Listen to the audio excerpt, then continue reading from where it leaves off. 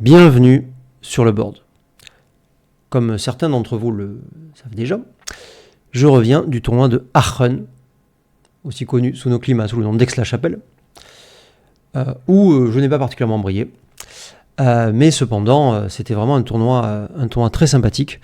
Et avant d'analyser quelques positions issues de mes matchs, je vais faire quelques commentaires sur l'organisation de ce tournoi. Parce que j'ai envie de le mettre un peu en avant. Alors, Aachen, donc, c'était principalement le premier championnat du monde de double, auquel j'ai participé, donc, avec mon camarade bien connu, n'est-ce pas, Olivier de Culto, voici notre petite équipe. Et alors, pourquoi est-ce que c'était bien ? Je pense que tous les joueurs aiment bien le double. C'est une discipline qui est très prisée. On sait ça va être intéressant de discuter tout ça. En même temps, c'est un moment un peu convivial, un peu sympa. Mais on est tous frustrés parce que dans tous les tournois de double, c'est pareil. C'est des matchs en 7. Et surtout, c'est élimination directe. Pour une bonne raison, c'est que le planning ne permet pas autre chose. Et bien là, c'était des matchs en système suisse. C'est-à-dire que vous étiez garanti de jouer au moins 3 rondes, puisqu'au bout de 3 éliminations, on vous sortait. Et en fait, il y avait 5 rondes en Suisse, et ensuite des phases de qualification, donc 16e de finale, ou si vous aviez plus de 3 victoires, 8e de finale, donc vous gagnez un bail. Voilà. Et donc c'était assez bien d'avoir un tournoi où on avait le temps, où on pouvait faire plusieurs doubles et pratiquer cette discipline avec un peu plus de temps que d'habitude. Voilà. Ça, c'est la première chose. Ce qui permettait ça, c'était le programme étalé sur pratiquement une semaine, de samedi à vendredi. Alors, au départ, on se dit, bon, ça va faire beaucoup de nuits d'hôtel, ça va être un peu lourd, etc. Mais franchement, le fait de pouvoir avoir des formats un peu plus intéressants et les activités annexes dont je vais vous parler dans une seconde, et tout simplement le fait d'avoir un peu de temps pour visiter la ville. Aix-la-Chapelle, c'est la capitale de l'Empire carolingien, donc Charlemagne, tout ça. Comme chacun le sait, donc il y a quand même un peu de patrimoine à visiter, c'est sympa. Voilà, moi quand je vais à un tournoi, en général, je prends toujours 2 ou 3 jours de plus pour faire un peu de tourisme, et là c'était pas nécessaire. On pouvait le faire le matin, il y avait y compris des visites organisées par le staff du tournoi, donc dans la ville ou dans la cathédrale, par exemple. Voilà. Championnat du monde de double, remporté par Anna-Sophia Jorgensen et Oliver Squire. Je vous ai déjà parlé d'Oliver Squire. Je ne connaissais pas Anna-Sophia Jorgensen avant le tournoi. Enfin bon, Oliver Squire, déjà un joueur de très haut niveau. Je ne sais pas à quel niveau joue sa partenaire, mais en tout cas, ils ont formé une équipe suffisamment forte pour l'emporter, battant en finale. Je me suis trompé. Battant en finale Akiko Yazawa, qu'on ne présente pas, double championne du monde, et le sympathique joueur allemand Andreas Bunz. Voilà. Ça, c'était pour l'anecdote. Et voilà, donc en plus de ça, il y avait une épreuve un peu originale qui était le Pro-Am. Donc c'est aussi un double, mais on oblige que ça soit un pro, donc quelqu'un reconnu comme un bon joueur, avec un niveau reconnu, on va dire, et un amateur. Donc ça c'est assez intéressant. Alors le format était moins original, c'était simple élimination. Léger point noir, mais bon. C'était quand même une épreuve assez originale.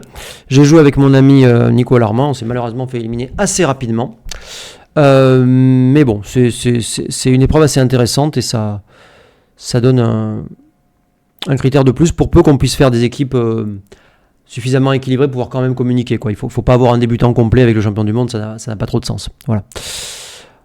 Ensuite, vous aviez l'Open. L'Open, c'était le Charlemagne Open, Aix-la-Chapelle. C'était une formule assez classique. Avec un Fighters Bracket, main, undefeated, seconde chance, etc. Qui a été remporté par Jürgen Granstedt, l'indéboulonnable Jürgen Grandstedt, opposé en finale à Marta Hjelset, la Norvégienne, qui a un palmarès assez important aussi, alors moins important que Grandstedt, parce que personne n'a un palmarès aussi important que celui de Grandstedt, triple champion du monde. Enfin, voilà, Grandstedt qui est très impressionnant ces derniers temps, il revient vraiment au top niveau, alors qu'il avait un peu, je dirais pas baissé, mais il était un peu moins percutant que, même si ça a toujours été un grand joueur, que plus jeune. Et là, il m'a confié qu'il avait pas mal retravaillé, il revient à un niveau très important, il a aussi joué de très très beaux matchs à Monaco, il est allé très loin. Donc ça fait plaisir de le revoir jouer aussi bien. Voilà. Et voilà. Ils avaient engagé un commentateur à temps plein qui était Dirk Schiemann, donc le nouveau numéro 1 mondial, puisqu'il a détrôné Mochi au classement BMAB il n'y a pas longtemps. Et donc Dirk Schiemann commentait chaque match avec un co-commentateur. Et j'ai eu la chance de commenter la finale de l'Undefeated, donc une sorte de demi-finale, qui opposait aussi Jürgen Grandstedt et Marta Hjelset, avec Dirk. C'était vraiment un honneur. Je vous mettrai je crois qu'elle a été assez appréciée, cette session de commentaires. Je vous mettrai le lien de la vidéo dans les commentaires. Et voilà. C'était... alors, j'ai rien touché, j'ai été invité bénévolement à faire j'ai pas de lien financier avec le tournoi. Je précise quand même parce que je fais un peu de pub. Je voudrais pas qu'on s'imagine des choses comme ça. Le seul lien que j'ai, c'est que je suis un peu copain avec l'organisateur Marcus Reinhardt, mais à part ça, j'ai aucun intérêt à vous faire la promotion. Sinon, c'était super bien organisé, c'était très sympa. Et donc, moi, je le referai l'année prochaine. C'est pas très loin de Paris pour ceux qui habitent dans le Nord. Et voilà, ça risque de faire partie de mon circuit. Voilà. Un truc un peu original aussi, c'est cette chose-là, le gala dinner. Alors j'étais très sceptique au début, avant d'y aller, parce que c'était un prix quand même assez élevé, qu'il était obligatoire de payer pour un soir où on a peut-être envie de faire autre chose. Et puis finalement, c'était une soirée très très sympathique avec... ils avaient engagé un groupe de musique qui chantait magnifiquement, qui reprenait des classiques de la musique pop-rock internationale, on va dire, en les adaptant. Voilà, la nourriture était très bonne, enfin bon... plein de qualités, puis en fait je me suis rendu compte que ça manquait un peu à notre communauté, ce genre de moments un peu sociaux où on est regroupé pour faire autre chose que du bagamon. Il y avait quand même des fous furieux qui jouent au bagamon pendant que tout le monde dansait, mais voilà. Et donc ce gala dîner, pour lequel j'étais assez sceptique au début, c'était vraiment une réussite, c'était une ambiance vraiment très sympathique. Je pense qu'on était nombreux à être contents d'être là et à se dire qu'on reviendra l'année prochaine. Le niveau du tournoi a été extrêmement relevé. Par contre, une petite photo de famille des participants. Alors, vous reconnaissez plein de gens, Mochi, bien sûr, Dirk. Nous, on est perché là-haut avec la tribu, les 4 Français qui étaient présents. Voilà. Et oui, aussi quelque chose de très positif, à mon avis, une évolution qui est attribuée à la Fédération internationale du bagamon.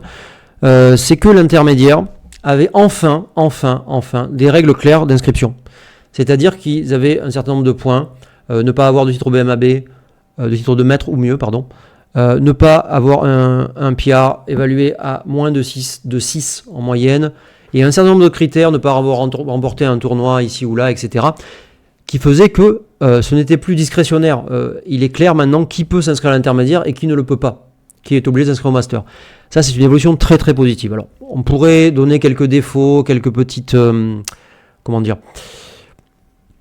quelques petits effets pervers de ce système, mais c'est à mon avis une très très bonne évolution que on ait enfin des règles pour que ce soit pas l'organisateur de dire celui-là c'est mon copain, il a le droit de jouer, celui-là je l'aime pas, il est trop fort, il n'a pas le droit de jouer, celui-là je le connais pas donc il passe à travers, etc. C'est vraiment assez important à mon avis.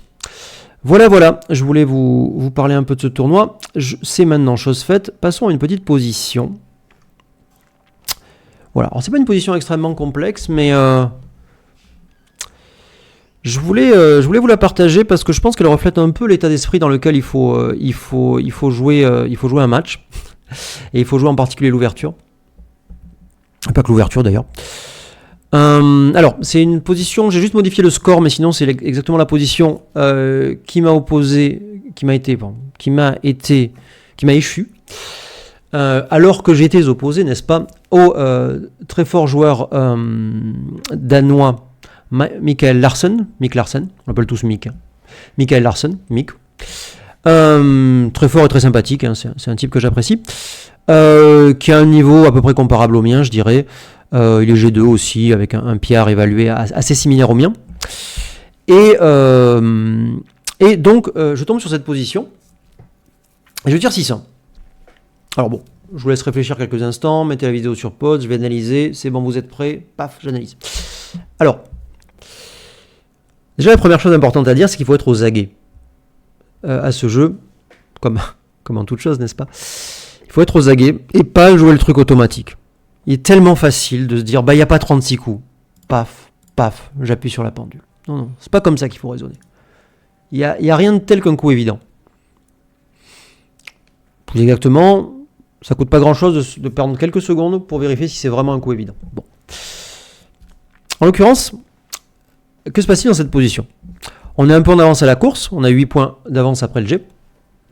7 plus 1, n'est-ce pas? Et notre adversaire a une position supérieure. Hein. Il a ancré au point 21. Il a sloté au point 5, mais on ne l'a pas frappé. Donc très vraisemblablement, au prochain coup, il va fermer le point, avec un As, un 3 ou un 8, n'est-ce pas? 6-2, double 4, double 2, que sais-je. Les As, les 3, donc pas mal de G qui vont fermer le point. Et d'autres bons G, mettons 5-4 par exemple, qui lui permettront d'attaquer. Bon. Alors, si on joue le coup passif, comme ceci, ce qui va se passer, c'est qu'il va fermer, et on sera dans une situation clairement inférieure. Et dispose-t-on d'autre chose? Ça a l'air ridicule, on n'a pas d'As. Ça et ça, c'est pas sensiblement mieux que de passer là. C'est peut-être un tout petit peu mieux en termes de distribution, mais bon, on est frappé avec les 4. 3 et As ferme, il n'y a même pas vraiment de duplication. Ah tiens, la duplication. Puisque j'y pense, ceci est un 3. Ça duplique le 3. C'est-à-dire que c'est difficile pour lui de frapper et en même temps de fermer. Donc il doit choisir l'un ou l'autre. Vraisemblablement fermer. Mais on n'a pas d'As. Si on joue là, il n'y a plus de duplication. Si on joue à l'arrière, bah pourquoi pas, mais c'est un peu passif. Ça, c'est évidemment hors de question. Et ça, c'est ridicule, non? Mais c'est un As. C'est un As. Or, c'est aussi l'As qui ferme ici. Double frappe directe. Mais le danger n'est qu'apparent. Puisqu'il est très difficile de frapper et de fermer. Et s'il frappe sans fermer, ou s'il ferme sans frapper, eh bien, la duplication aura prouvé son utilité. S'il frappe et qu'on a un retour de shot au point 20, ça sera toujours mieux que de se retrouver dans une situation où on est très passif et où il a fait ce point. S'il fait ce point, eh bien, on peut développer un contre-jeu en faisant au moins le point 5 et parfois le point 7. Enfin, et parfois même les deux, puisque c'est exactement ce qui s'est passé dans la partie en réalité. J'ai joué 6 et As, mon adversaire a répondu par 6 et 2, enfin je ne me rappelle plus, par quelque chose qui fait le point en tout cas, et j'ai retiré 6 et As. Et j'ai eu cette position qui permet de jouer. Comparons. Évidemment, c'est jamais une preuve, mais revenons à ça. Et jouons le coup passif. Pas une grosse erreur, hein, mais pas le bon état d'esprit, à mon avis. Il faut chercher du contre-jeu, on est mal, il ne faut pas laisser l'adversaire jouer. Si quand vous êtes mal, vous faites rien, eh bien, vous allez perdre à petit feu. Hein. Comparons. Je joue ça, il parvient d'une manière similaire à fermer le point. Comment est-ce que je vais développer du contre-jeu? J'espère sortir avec ce pion, ne pas me faire frapper et passer à travers. Bon. Je n'ai qu'un plan de jeu. Un plan limité et conditionné à tirer les tirages qui vont avec. Alors que, de la manière dont j'ai joué, je me permets de développer un contre-jeu à l'avant, en développant des points intérieurs qui vont me permettre de jouer, de me défendre, de ne pas être attaqué, etc. De faire ici aussi un spectre de prime.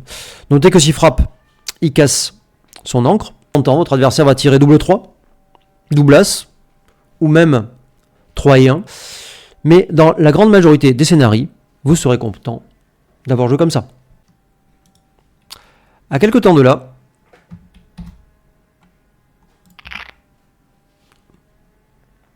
cette fois c'est vraiment 0-0. Match en 11 donc, toujours le super jackpot contre Mick Larsen. Et je fais 2 positions aujourd'hui. C'est comme ça. J'ai presque envie d'en faire 3, mais j'en ai une 3e en réserve, je la garde pour une autre vidéo.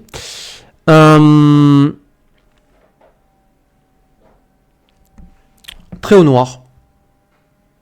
Rouge, ce que vous voulez. Doivent-ils le redoubler? Et s'ils doivent redoubler, les blancs doivent-ils prendre?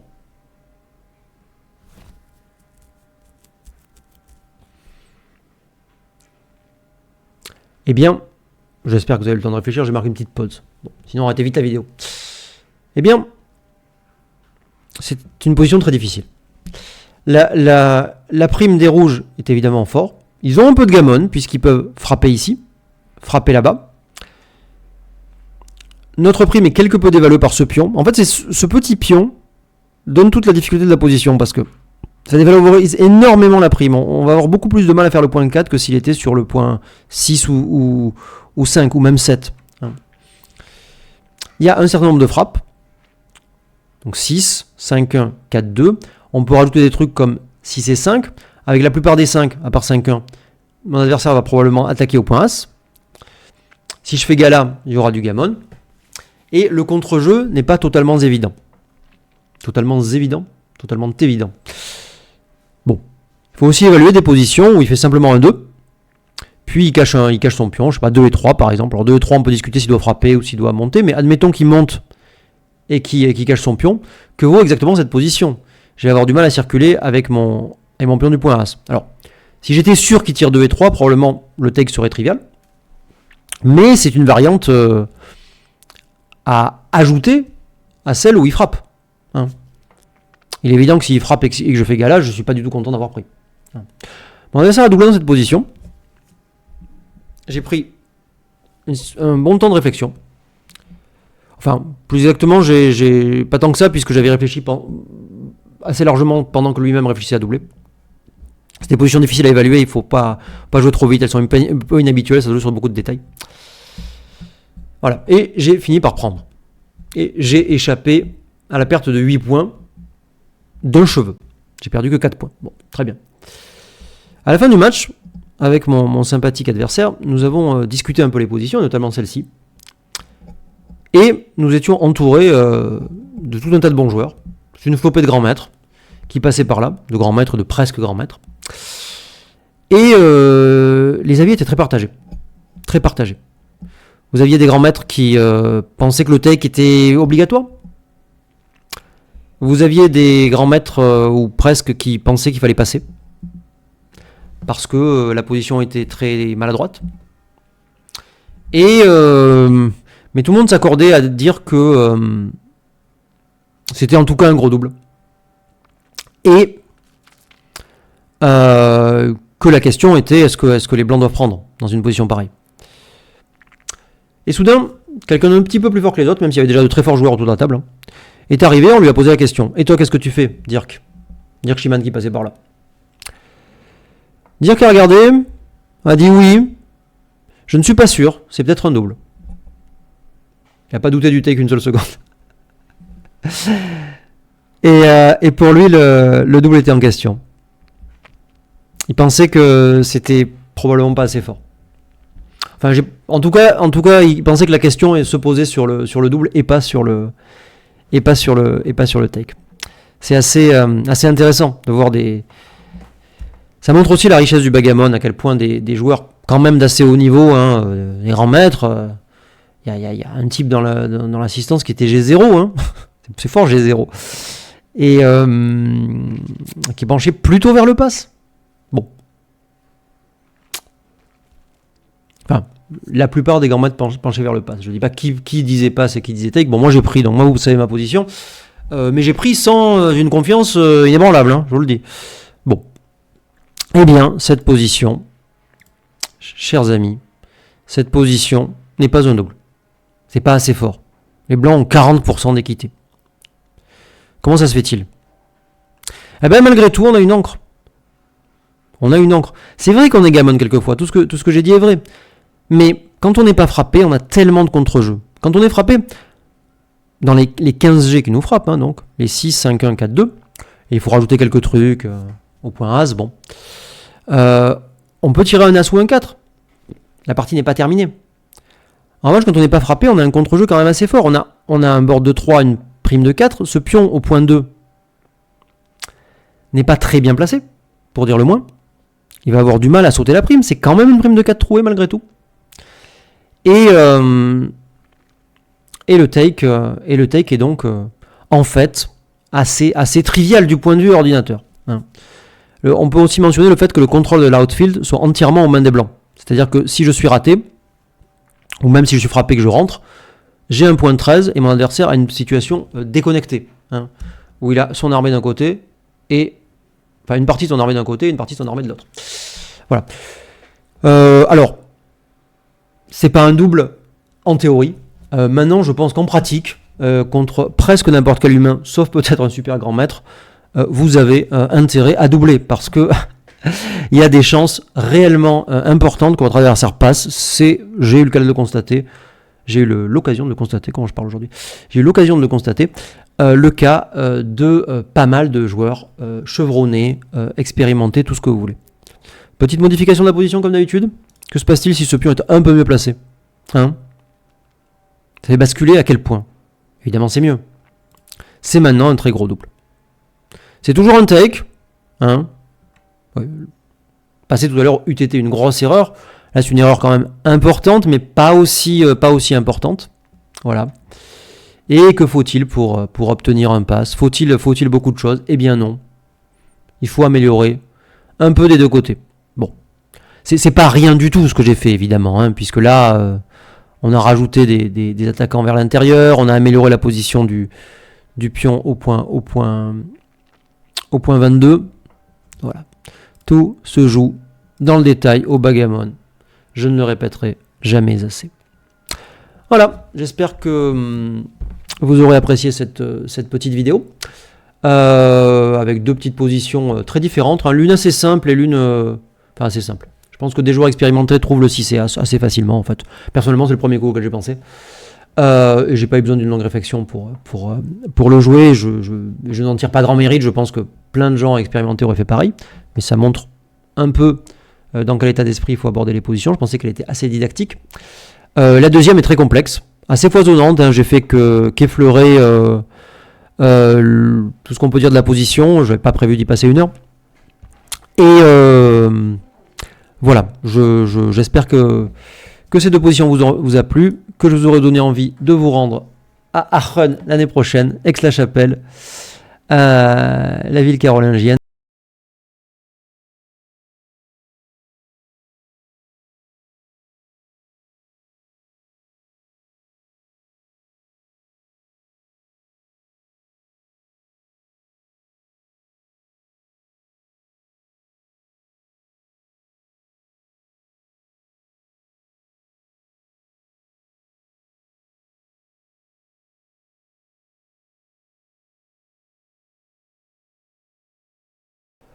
Ce tournoi qui avait un soutien important des pouvoirs publics, hein. C'est quelque chose qu'on a peu dans le backgammon, mais là il y avait un soutien important des politiques. Alors je voudrais pas mélanger les politiques, mais je pense que la ville de Aachen, le Land et quelque chose comme le ministère des Sports, il y avait une officielle qui était, je crois, la représentante du ministère des Sports, du Land, je pense,